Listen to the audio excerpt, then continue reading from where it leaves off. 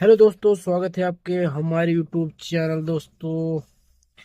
दोस्तों जैसा कि जानते हैं आप लोग, मैं क्लास 6 से 12 तक पढ़ाता हूं दोस्तों। तो दोस्तों आज हम लोग पढ़ेंगे जो बोर्ड एग्जाम में हर साल पूछा जाता है दोस्तों।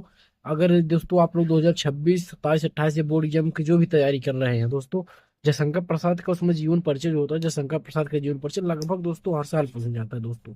जयशंकर प्रसाद का जीवन परिचय हर साल पूछा जाता है, ठीक है। आज हम लोग जयशंकर प्रसाद का जीवन परिचय आप लोगों को याद करा कर छोड़ेंगे, ठीक है दोस्तों।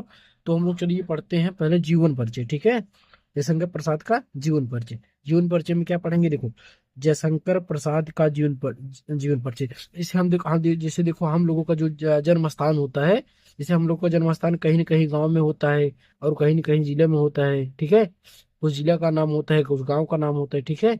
उसी के बारे में हम लोग देखेंगे। जैसे देखो, जयशंकर प्रसाद का जन्म सन 1889 1889 ईस्वी में काशी के एक प्रतिष्ठित वैश्य परिवार में हुआ था, ठीक है। जयशंकर प्रसाद का जन्म सन 1889 ईस्वी में काशी के एक प्रतिष्ठित वैश्य परिवार में हुआ था। देखो, जैसे हम लोगों का कोई जाति होता है, तो इनका एक जैसे वैश्य जाति है, ठीक है। तो इनका जन्म कहाँ हुआ था? काशी में हुआ था। इनका गाँव का जैसे काशी हो गया, और ये प्रतिष्ठित वैश्य परिवार में हुआ था, ठीक है। इनके पिता का क्या नाम था? इनके पिता का नाम देवी प्रसाद था, तथा माता का नाम मुन्नी देवी था, ठीक है। माता का नाम क्या था? माता का नाम मुन्नी देवी था। ये तंबाकू के प्रसिद्ध व्यापारी थे। क्या थे? तंबाकू के प्रसिद्ध व्यापारी थे। जैसे देखो, हम लोगों का व्यापार क्या होता है? हम लोगों का कृषि होता है, ठीक है। जैसे हम लोग क्या करते हैं? कृषि। ये किसान, हम लोग किसान है, ठीक है। क्या कृषि है? तो इनका भी मुख्य व्यापार क्या था? इनका मुख्य व्यापार तंबाकू का। तंबाकू बेचते थे और उनसे इनकी घर की रोजी रोटी चलती थी, ठीक है। तो इनका मुख्य व्यापार क्या था? इनका मुख्य व्यापार तंबाकू का था, ठीक है। तंबाकू का था। देखो, ये तंबाकू के प्रसिद्ध व्यापारी थे, ठीक है।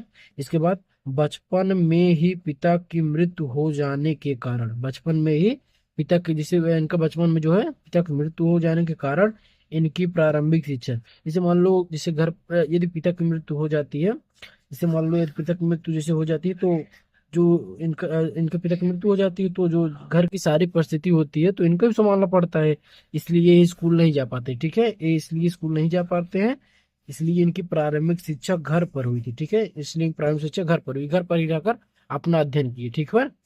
घर पर रहकर इन्होंने क्या क्या प्राप्त किया? घर पर इन्होंने हिंदी, अंग्रेजी, संस्कृत आदि भाषाओं का अध्ययन किया, ठीक है। घर पर रहकर ही इन्होंने संस्कृत, देखो, हिंदी, अंग्रेजी, संस्कृत आदि भाषाओं का अध्ययन किए, ठीक है। देखो, ये बड़े हंसमुख तथा सरल स्वभाव के थे। ये बड़े हंसमुख थे, इसे बात बात पर हंसते रहते थे। ये बड़े ही हंसमुख तथा सरल स्वभाव के थे, ठीक है। और इनका बचपन सुखी सुखी से बीता था। इनका बचपन जो है सुख के साथ बीता था, ठीक है। किंतु दानशीलता के कारण ऋणी बन गए। इसे देखो, कुछ लोग दान मांगने लगते हैं तो हम लोग तुरंत दे देते हैं, ठीक है। ऐसा ही दान देते रहे तो ये क्या हो गए? ये कर्जदार हो गए, ठीक है। इनको इनके ऊपर कर्जा आ गया, ठीक है। ठीक है। ये ऋणी बन गए, ठीक है, ऋणी बन गए। अपनी पैतृक संपत्ति का कुछ भाग बेचकर इन्होंने ऋण ऋण से छुटकारा पाया, ठीक है। इनके पिता की जो जमीन जायदाद थी, उसमें से कुछ हिस्सा बेच दिए, कुछ हिस्से बेच दिए, कुछ हिस्सा था उसको बेच दिए। और इसके बाद इन्होंने कुछ जो कर्जा था उसको चुका दिए, ठीक है। कर्जे से छुटकारा पा गए, ठीक है। अपने जीवन में, ठीक है, क्या अपने जीवन में इन्होंने कभी कभी व्यापार पर ध्यान नहीं दिया। इनके पिता जो व्यापार करते थे, इसका तंबाकू का व्यापार करते थे, तो उस व्यापार पर इन्होंने कभी ध्यान नहीं दिया, कभी ध्यान नहीं दिया। परिणाम स्वरूप इनकी आर्थिक स्थिति बिगड़ती गई, ठीक है। जब पैसा पैसा ही नहीं रहेगा तो आर्थिक स्थिति, सिंपल सी बात है, बिगड़ जाएगी। तो इनकी आर्थिक आर्थिक स्थिति क्या हो गई? बिगड़ गई। और चिंताओं ने इन्हें घेर लिया। जब पैसा नहीं रहेगा तो कोई का जो था आम आय आने का पैसा नहीं रहेगा, ठीक है। जिससे हमारा आय कैसे जनरेट होगा, ठीक है। उसके लिए जैसे चिंता लगी रहती है, तो उसके लिए चिंता लगी रहती थी, और उन्हें चिंता उन्होंने बहुत घेर ली है, ठीक है। देखो, और जिसके कारण यह मानो यह महान कवि जिसके कारण यह महान कवि क्षय रोग का शिकार हो गया। जैसे देखो, कुछ लोग टेंशन ले लेते हैं, इतना टेंशन ले लेते हैं, कुछ लोग उनका जो था कुछ कुछ रोग से पीड़ित हो जाते हैं, ठीक है। वैसे भी एक रोग का शिकार हो गए, क्षय रोग। उनके रोग का नाम क्षय रोग था, ठीक है। क्षय रोग का शिकार हो गए। और अंत में इनकी मृत्यु सन 1937 ईस्वी को केवल 48 वर्ष की आयु में हो गई। ठीक है, लास्ट में इनका मृत्यु जो है मात्र 48 वर्ष की आयु में हो गया। ठीक है, इतना आप लोगों को समझ में आया होगा आशा करते हैं। एक बार हम फिर से देख लेते हैं यहाँ से। देखो, जयशंकर प्रसाद का जन्म सन 1889 ईस्वी में काशी के एक प्रतिष्ठित वैश्य परिवार में हुआ था। इनके पिता का नाम देवी प्रसाद तथा माता का नाम मुन्नी देवी थे। ठीक है, इसे माता पिता का नाम तो सबके माता पिता का नाम होता है, वैसे इनका भी माता पिता का नाम था। ठीक है, देखो अपने से रिलेट करोगे तब आ जाएगा आप लोगों को समझ में। जैसे देखो देखो अपने पिता के नाम पे जगह पर इनके पिता का नाम लगा देना, और अपने माता के जगह नाम पर इनके माता का नाम लगा देना। देखो इतना आप लोगों को आ जाएगा। जैसे आप लोगों का किसी को, जैसे आप लोग किसी के नाम होगा पीयूष। पीयूष पीयूष प्रसाद का जन्म सन 1889 ईस्वी में ग्राम जो भी हो में हुआ था।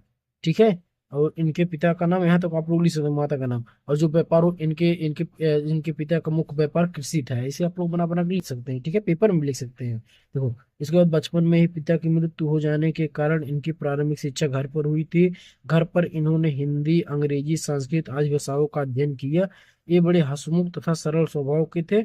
इनका बचपन सुखी से बीता, किंतु दानशीलता के कारण ये ऋणी बन गए। ठीक है, ऋणी बन गए। अपनी पैतृक संपत्ति का कुछ भाग बेचकर इन्होंने ऋण से छुटकारा पाया। अपने जीवन में इन्होंने कभी व्यापार पर ध्यान नहीं दिया। परिणाम स्वरूप इनकी आर्थिक स्थिति बिगड़ती गई और चिंताओं ने इन्हें घेर लिया, जिसके कारण यह महान कवि क्षय रोग का शिकार हो गया और अंत में इनकी मृत्यु 1937 को मात्र 48 वर्ष की आयु में हो गई। ठीक है, अब हम लोग पढ़ते हैं इनके द्वारा इन्होंने क्या क्या रचना की है। ठीक है, इनके हम रचना पढ़ते हैं। ठीक है, तो रचना में क्या क्या पढ़ते हैं। देखो, पहले कामायनी रचना की है। ठीक है, कामायनी रचना, एक रचना का नाम है कमायनी। बहुत पेपर में पूछा जाता है, वो विकल्प में पूछा जाता है कि कामायनी निम्नलिखित में से कामायनी किसकी रचना है। तो आप लोगों को ऑप्शन दिए रहेगा, आप लोग लिख देना जयशंकर प्रसाद की रचना है। ठीक है, देखो इसमें क्या क्या है। इसमें मानव को श्रद्धा तथा और मन, आप लोग जब कक्षा 12 में जाएंगे तो आप लोग चैप्टर पढ़ेंगे श्रद्धा और मन। इसमें मानव को श्रद्धा और मन के माध्यम से हृदय और बुद्धि के समन्वय का संदेश दिया गया है। ठीक है, और आंसू, यह प्रसाद जी का वियोग का काव्य है। ठीक है, इसमें जिसमें बिछड़ना होता है उसे वियोग का काव्य कहते हैं। ठीक है, आंसू वियोग का काव्य। अब देखो इनकी कहानी क्या क्या है, कहानी। ठीक है, ऐसे पेपर में दे देगा कि आकाशदीप जयशंकर प्रसाद का क्या है, तो आप लोगों का ऑप्शन दिए रहेगा कहानी है, उपन्यास है, ऐसे दिए रहेंगे। ठीक है, तो कहानी में क्या क्या है, आकाशदीप है, इंद्रजाल है, प्रतिध्वनि है, आदि है। ठीक है, इतना आप लोग याद कर लेना। उपन्यास में क्या क्या है, उपन्यास में है कंकाल, तितली, इरावती आदि रचनाएं हैं। ठीक है, अभी मैं संपूर्ण रचना कराऊंगा इनका। देखो निबंध में क्या क्या है, काव्य और कला। ठीक है, क्या काव्य और कला। और चंपू चंपू में क्या है, चंपू काव्य में प्रेम राज्य है। ठीक है, प्रेम राज्य। ठीक है दोस्तों, आशा करते हैं आप लोग को इतना समझ में आया होगा। यदि आप लोगों को नहीं समझ में आया हो तो आप लोग कमेंट करना, हम इस पर एक बार वीडियो फिर से बना देंगे। ठीक है दोस्तों, मिलते हैं अगले वीडियो में, तब तक के लिए जय हिंद। हमारा वीडियो पसंद आया तो लाइक, सब्सक्राइब, शेयर जरूर करना दोस्तों। ठीक, जय हिंद दोस्तों।